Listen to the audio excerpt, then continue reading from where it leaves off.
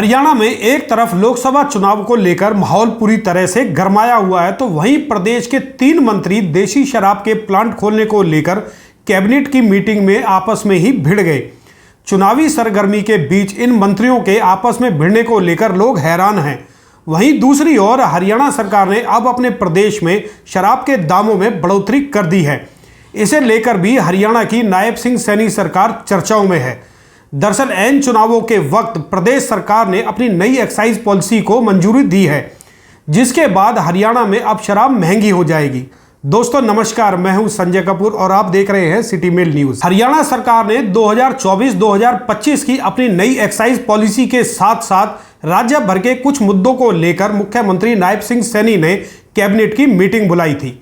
Meeting में excise policy पर गंभीर मंत्रणा हो रही थी। सभी लोग सीरियस थे।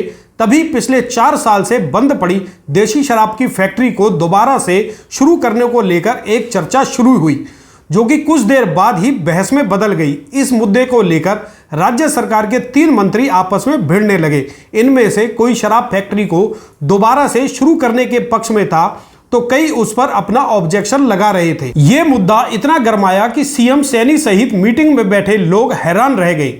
यह विवाद बढ़ता तभी सीएम को इंटरफेयर करना पड़ा। सीएम ने सभी मंत्रियों को शांत करवाया और कहा कि वह तीनों मंत्रियों के सुझावों पर पूरा ध्यान देंगे, उन्हें इस पर सोचने का मौका दिया जाए। सीएम के हस्तक्षेप के बाद मामला शांत हुआ और फिर एक्साइज पॉलिसी पर बातचीत आगे बढ़ी। आपको यह भी बता दें कि तत्कालीन मनोहर लाल सरकार में एक्साइज विभाग की जिम्मेदारी दुष्यंत चौटाला के पास थी और डिप्टी सीएम रहते हुए वो इस महकमे को संभाल रहे थे। हालांकि एक्साइज विभाग को लेकर उनके महकमे पर तमाम आरोप भी लगे हैं। उनके चाचा और इनेलो नेता अभय चौटाला ने दुष्यंत चौटाला पर बड़े घोटाले के आरोप भी लगाए हैं, जिनकी जांच होने की भी संभावना है। लेकिन फिलहाल यहां हम बात करेंगे नायब सैनी सरकार के एक्साइज विभाग की। तो आपको ये बता दें कि हरियाणा में अब शराब पीने वालों को झटका लग सकता है, क्योंकि पहले से अब हरियाणा में शराब महंगी हो जाएगी और चुनावी सीजन में लोगों को अपनी जेब ढीली करनी पड़ेगी। लोकसभा के बाद हरियाणा में विधानसभा चुनाव की तैयारी है और उसके बाद निकाय चुनाव भी सिर पर है।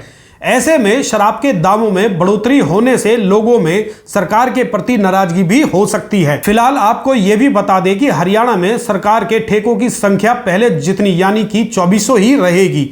हालांकि खबर यह थी कि प्रदेश में शराब के ठेकों में बढ़ोतरी हो सकती है, लेकिन फिलहाल सरकार ने इसे टाल दिया है। वहीं अब चंडीगढ़ की तर्ज पर हरियाणा के शहर पंचकुला में देर रात तक बार और रेस्टोरेंट खोले जा सकेंगे, लेकिन इसके लिए लाइसेंस फीस अधिक चुकानी होगी।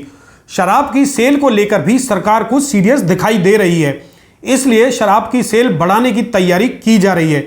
यानी कि अब हरियाणा में लोगों को जमकर शराब पीने के लिए प्रोत्साहित किया जाएगा। यह हम नहीं कह रहे, बल्कि सरकार ने खुद इसे साबित किया है।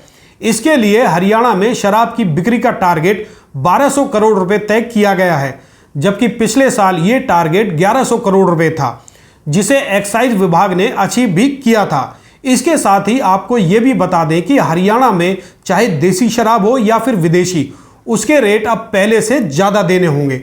हरियाणा में जितनी भी शराब की फैक्ट्री हैं, उन्हें अब पूरी तरह से सीसीटीवी कैमरों से लैस करना होगा। और हाँ, हर बोतल पर अब QR कोड भी लगाना जरूरी होगा, ताकि हरियाणा में शराब के इलीगल बिजनेस को रोका जा सके। आपके लिए यह खबर भी जरूरी हो सकती है कि लोकसभा चुनाव 25 मई को होने हैं और इसके तुरंत बाद यानी कि 27 मई से हरियाणा में नए ठेकों की नीलामी शुरू कर दी जाएगी।